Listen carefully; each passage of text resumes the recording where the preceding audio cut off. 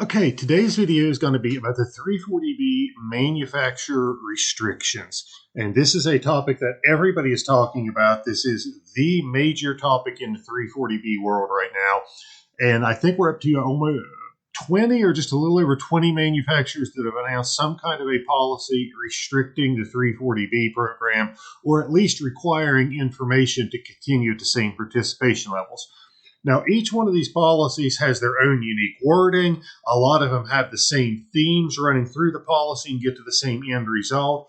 And I thought it would be helpful to look at a couple of the policies and then to kind of share a spreadsheet that I made, which really kind of lays out some of the key aspects of each policy in one nice, easy, usable format. And that spreadsheet is actually going to be downloadable on my website, that you can see here, 340b-max.com, and there will be a link to that spreadsheet and the manufacturer policies in the description. So with that being said, let's kind of start this by looking at one of the manufacturer policies. Or actually, maybe let's look at a couple of them here, just to kind of see what they actually say and what the key terms are and how it may differ from one policy to another. So let's take a look at maybe the Amgen policy here.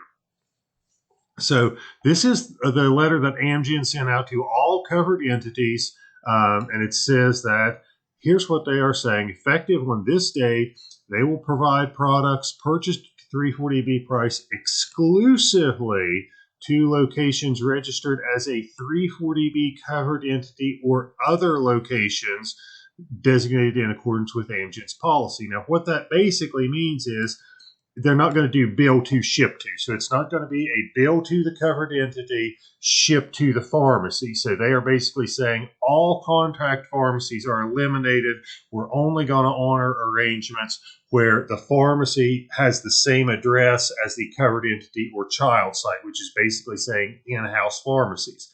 Now that's the statement, that's the policy. Now we're going to talk about exceptions to it, and the exceptions are extremely important here, okay? Subject to the exceptions described below, pharmacies registered as contract pharmacies will no longer be able to bill to, ship to order. So again, this is just kind of putting in plainer terms what they said in the first sentence. Now let's talk about the exceptions. Federal grantees will remain eligible to place bill to, ship to orders of 340B drugs at the 340B price for their contract pharmacies. So if you are a federal grantee, such as an FQHC, you are exempt from this policy and none of it applies to you. So you can continue having all your contract pharmacies. You can continue with your bill to, ship to arrangements. Nothing here impacts you. Now, they're going to go in and talk about some things here. To ensure that everybody can access their products, any covered entity that does not have an in-house pharmacy. Now, an in-house pharmacy is basically what they were talking about earlier. An in-house pharmacy is one that basically has the same address as the covered entity, as the covered entity or the child site. But if you do not have an in-house pharmacy, you can designate a single contract pharmacy location, and then it goes on to tell you how to do that with the ESP portal here. Now, here is another exception that's down here, and this is probably the one that is the most important.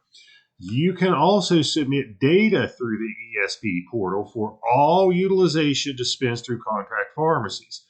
If you do this, then 340B claims will be allowed to continue to bill to, ship to orders for its contract pharmacies. So that is saying if you submit data, you can continue to have all of your contract pharmacies, all your bill to, ship to arrangements, etc. Now we're going to talk about down here wholly owned pharmacies. So if you are a contract pharmacy that's wholly owned by a 340B hospital or have common ownership of the health system, you'll remain eligible to receive bill to, ship to orders purchased at the 340B price. So what this is saying is if you have an in-house pharmacy, you can use that and you don't need to submit data. If you have a common ownership or an owned pharmacy, you can do that and continue to use it without submitting data. Any contract pharmacies that are outside of your entity, outside of your ownership, they are your typical 340B contract pharmacies. You have to submit data through ESP to be able to continue using them. That's basically what this policy says, and this is pretty typical. They read a little bit differently and use some different words. Now, let's look at something that's a little bit of a different policy. Let's go to, I think UCB is a good example. Starting off the same basic concept of they will provide products purchased at the 340B discount price only to locations registered as a 340B covered into your child's site. Pharmacies registered as a contract pharmacy will no longer be provided bill to ship to. They are exempting arrangements with that. They're exempting from this change contract pharmacy arrangements with covered entities that participate in the 340B program, commonly known as federal grantees. So again, they're saying grantees are exempt from this. Basically, it's saying they'll continue to provide it for multiple contract pharmacies. A covered entity does not have an in-house pharmacy capable of dispensing 340B drugs may designate a single contract pharmacy. Notice we don't have anything in here that says if you submit data, you can have multiple contract pharmacies. So this is a much more restrictive policy. It is basically saying you can have your in-house pharmacies. If you don't have an in-house, you can pick one, but you don't get multiple contract pharmacies. This is one of the more restrictive ones. So as you can see, they use different wording. They start off usually saying the same thing, that they're just not going to honor these bill to ship to arrangements. Then they'll provide some level of exception. So having said that, let's look at the spreadsheet I put together, and it's going to be available on the website. So this is the spreadsheet. And as you can see, I've got, I think, 17 manufacturers or 16 listed here. I talk about whether they allow bill to ship to arrangements, and the answer is no to all of them, but there are varying levels of exceptions. If you have an in-house pharmacy, do you need to submit data, because all in-house pharmacies are allowed under all the policies? If you do not have an in-house pharmacy, can you designate a single contract pharmacy? And it is yes. And generally, if you do that, you don't have to submit data, but there are some exceptions here. And then over here, we say, can you have multiple contract pharmacies if you submit claims data?